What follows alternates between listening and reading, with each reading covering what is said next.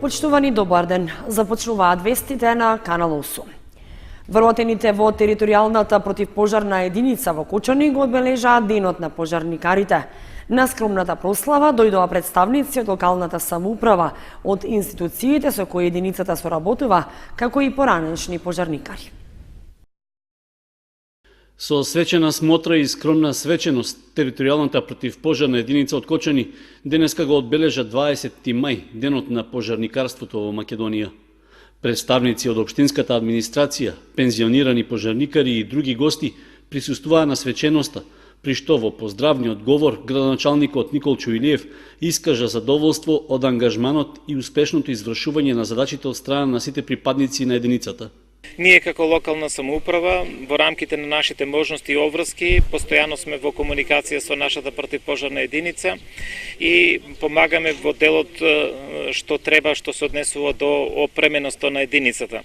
Ова година за прв пат купивме современа облека, професионална според европските стандарди, и тоа е за прв пат направено во нашата единица. Ние ќе продолжиме и понатаму и во другите сегменти, како што е во делот на моторните возила, да инвестираме се со цел да единицата биде секојдневно во приправна состојба и за да може да одговори на предизвиците. Во првиот квартал од оваа година кочанските пожарникари имале близу 90 интервенции од различен карактер, што е мал пораст во споредба со истиот период лани. Најголем дел од излегувањата на терен биле за гасење пожари на отворен простор, како и десетина интервенции за извлекување повредени во сообраќајни несреќи. На свеченоста беше даден и краток извештај за работењето во текот на минатата година. Имавме околу 285 интервенции, од кои од различен карактер, од кои 31 припаѓаат на општина Чешиново Облешево, 14 на општина Зрновци. Нашата единица располага со 6 возила, од кои 3 навални, 1 цистерна и 2 теренски возила. Единицата има 17 вработени, кои се во добра кондиција физичка и стручна. Воведовме новина теориска обука и практичен дел, кој се состои од дневна и ноќна обука, и се надеваме да покажат поголеми резултати во понатамошната работа. Паунов потврди дека неопходно е инвестирање во возилата и опремата за да се подобри готовноста и ефикасноста на противпожарната единица, со оглед што во просек постојните возила се постари од 2 децении. Во рамки на свеченоста по повод денот на пожарникарството, за присутните беше приредена и мала изложба на противпожарна опрема, а за најуспешен пожарникар за изминатиот едногодишен период беше прогласен Милко Минов, кој доби награда од градоначалникот Илиев. Општинскиот комитет на ВМРО ДПМН Кочани на прес ги повика граѓаните да учествуваат на големиот протестен собир, што на 2 јуни ќе се одржи во Скопје, и заеднички да кажат не на погубните политики на власта. Меѓу другото, на пресот беше речено дека Македонија и македонецот се ставени во ситуација во која се загрозува се она што е македонско, кога се преговара и се пазари со уставно име и идентитет. Општинскиот комитет на ВМРО ДПМН Кочани одржа прес на кој што проговорија на, како што велат, повеќе политички и економски теми. На пресот беше речено дека има уште една поважна и поболна тема во која спаѓаат нашите највисоки национални интереси и дека Македонија и македонецот се ставени во ситуација во која се загрозува се она што е македонско, кога со невидена леснотија се преговара и се пазари со уставното име и идентитетот, со нашиот јазик, и се руши се она што е создавано со векови. Само да ве подсетам дека деновиве славиме 1000 години од Охридската архиепископија. Се руши оно што сме оградали не само со борба, туку и со душа, збор по збор, песна по песна, книга по книга. Оно што сме оградали со крв и со пот. Македонецот денеска секој ден се буди посиромав, позадолжен од вчера, и слуша радио, гледа телевизија и отвара интернет само за да провери како се вика земјата во која што живее, само за да провери кој е тој и како ќе се вика, за да провери кој и што ќе бидат неговите деца и внуци. Она што го чувствува секој македонец може да се опише со 2 збора: и бол и бес. Токму како романот на Славко Јаневски. Тоа не сме го заслужиле. ВМРО-ДПМН е за влез на Македонија во Европската Унија и НАТО, рече Левков на пресот, но дека има два начина. Едниот од нив е потешкиот. Тоа е пат кој не води во Европската Унија преку исполнување на сите економски и политички предуслови. Тоа меѓу другото значи владење на правото, ослободување на институциите од партиското влијание и пораст на животниот стандард. Ако така влеземе во Унијата, ќе бидеме горди на себе и на она што сме го постигнале како народ и ќе бидеме достоен член на Европа. Но во последно време, рече Левков, не убедуваат дека постои друг, најверојатно пократок пат по кој ќе влеземе во Унијата, но да бидеме свесни дека пократкиот пат значи дека ќе влеземе во Европската Унија со свитка на кичма, понижени, осиромашени, поделени, раскарани и единственото место кое ќе го имаме во Европа, на тој начин ќе биде улогата на европското гето, беше речено на пресот. Левков на крајот од пресот ги повика граѓаните да учествуваат на големиот протестен собир, што ќе се одржи на 2 јуни во Скопје. Денеска Македонија е ставена пред една небитнина, во која единствен излез се нејзините граѓани. Во овој прес не станува збор за било кој се занимава со политика. Ова е прес за сите нас, за нашата иднина и за иднината на нашите деца. Поради сето ова, ве повикувам на 2 јуни во Скопје во 20 часот на голем протестен собир, во кој сите заедно ќе кажеме не на погубните политики на власта и ќе кажеме стоп на понижувањето на македонецот во неговата сопствена држава. Како председател на Општинскиот комитет, можам да ве поканам и да ве охрабрам да бидете дел од протестот на 2 јуни. Затоа што ќе можете да кажете дека и вие тој ден бевте на улица заедно со македонците. Врнежите од дожд кои што ја зафатија државата во изминативе денови го зголемија нивото на водата во акумулациите Калиманци и Градче. Во Калиманци во моментов има 110 милиони метри кубни вода, а во Градче 2 милиони и 165 илјади метри кубни. Врнежите од дожд кои што последниве денови го зафатија и делот од Источна Македонија, иако необилни, сепак до некаде го зголемија нивото на водата во акумулацијата Калиманци и Градче. Повеќе се одрази и почувствува на браната Градче, која што се наоѓа на кота 465-10, а во моментов има 2 милиони и 165 илјади метри кубни вода. Од водостопанското предпријатие Брегалница вела дека мерењата покажуваат дека средниот доток на вода изнесува 2 метри кубни вода во секунда. Акумулацијата Калиманци пак се наоѓа на кота 513,80, а количината на вода изнесува 110 милиони метри кубни вода. Средниот доток на вода изнесува 5 метри кубни во секунда, додека истекот за полнење на нивите изнесува 6,5 метри кубни вода во секунда. Годинава со хидросистемот се наводнуваат околу 8700 хектари земјоделско земјиште во Виничко, Кочанско, Штипско, Пробиштипско и Свети Николско. Пред почетокот на наводнителната сезона екипи на водостопанското предпријатие Брегалница од Кочани беа исчистиле околу 90% од каналската мрежа, а се работеше и на оспособување на делови од левиот магистрален канал. Започна вториот циклус на бесплатни обуки за напредни ИТ вештини за невработени лица. Заинтересираните ќе може да се пријавуваат во сите канцеларии во Агенцијата за вработување на Република Македонија, а огласот ќе биде отворен се до целосно пополнување на предвидениот број на кандидати. Започна вториот циклус на бесплатни обуки за Java програмери и софтвер тестери, едни од најбараните профили на пазарот на трудот во ИТ индустријата. На проектот организиран од Агенцијата за вработување на Република Македонија во соработка со СЕМОС Едукација, како спроведувач на обуките, ќе може да се пријавуваат сите невработени лица кои се заинтересирани за еден од следните програмски пакети: официјална обука за Java програмер и официјална обука за тестери за квалитет на софтвер. Иако станува збор за напредни ИТ вештини, кандидатите не е потребно да имаат претходни познавања во оваа област, односно потребно е само познавање на основните компјутерски вештини. Кандидатите потребно е да имаат минимум завршено средно образование и да бидат евидентирани како невработени лица без разлика на нивната возраст.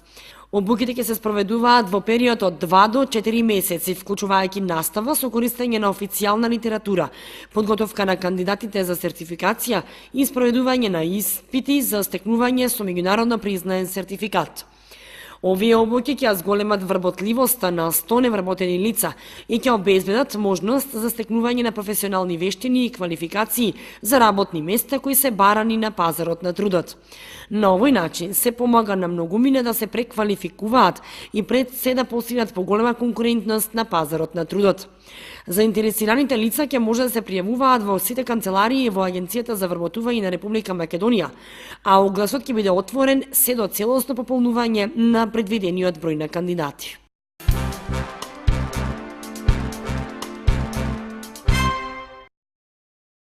Младите си одат од државата зашто немаат работа и можности за напредување.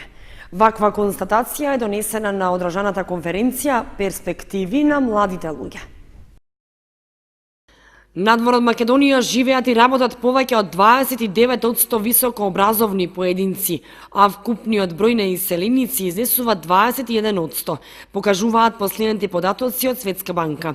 Истражувањата покажуваат дека фактори за одливот на мозоци се ниските плати, недостиг на можности за соодветна напредна обука и развој на кариерата, тешкоти да се стане целосно квалификувана академски и кредибилна личност, недостиг на слобода во истражувањата, изолација од меѓународни академски дебати и слично.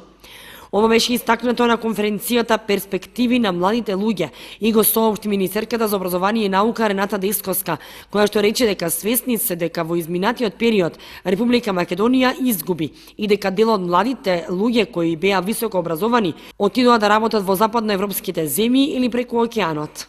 Со цел да го спречат тој одлив на мозоци, почнале повеќе програми кои треба да овозможат останување на високо квалификуваните млади луѓе во Македонија, изјави Десковска.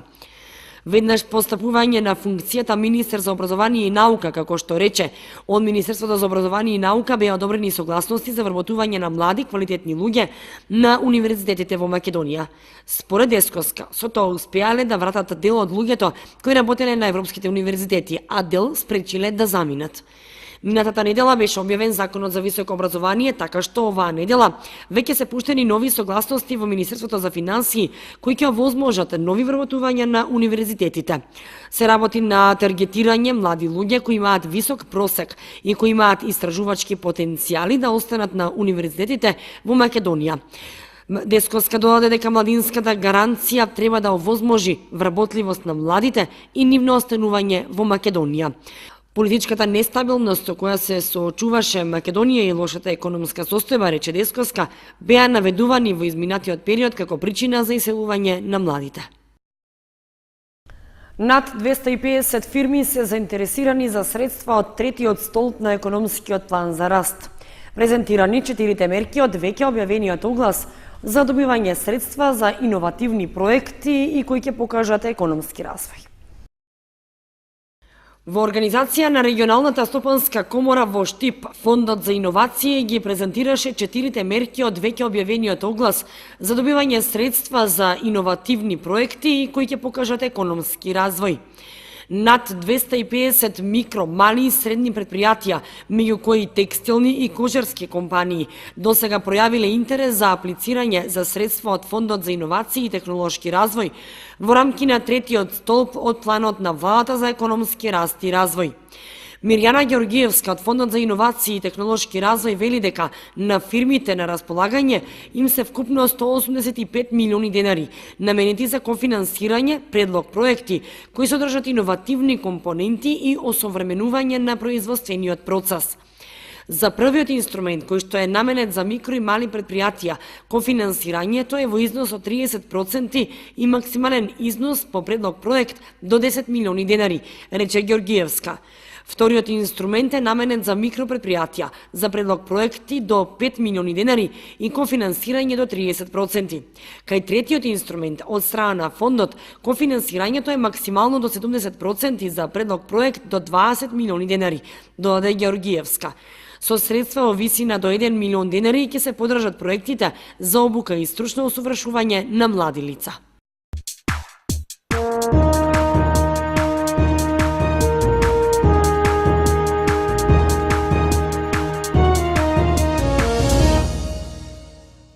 Следува информацијата од спортот.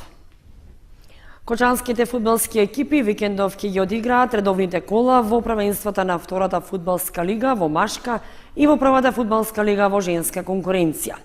Осогово во последното коло на домашен терен ќе го пречека Кожув, а женскиот фудбалски клуб Кочани на Никола Мантов се среќава со топ гол од Битола.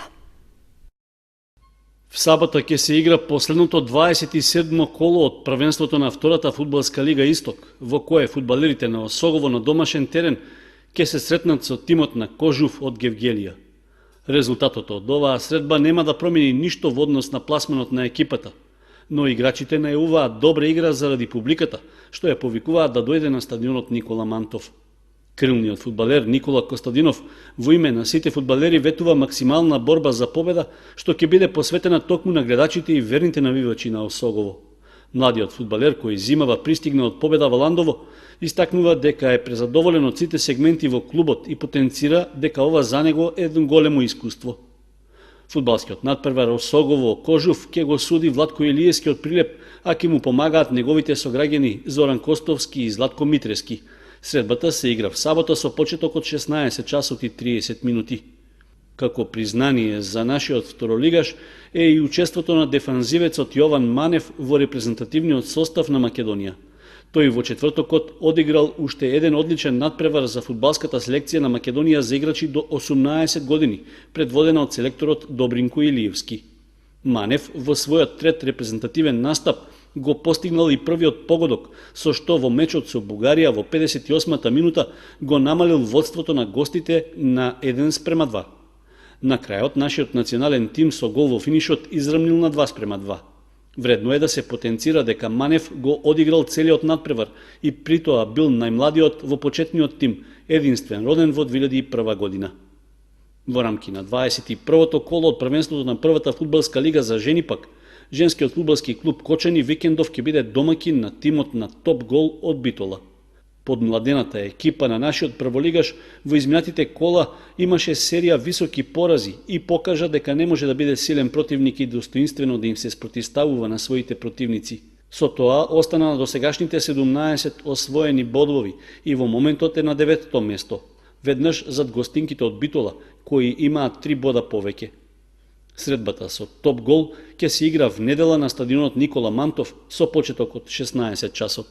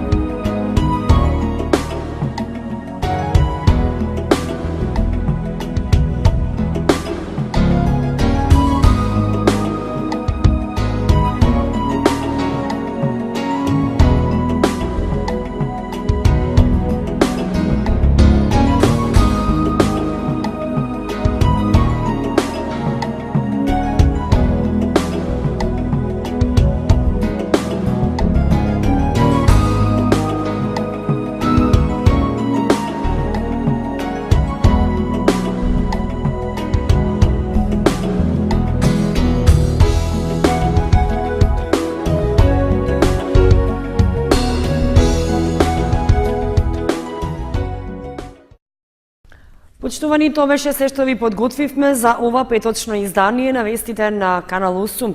Ви посакуваме пријатен викенд. Довидување.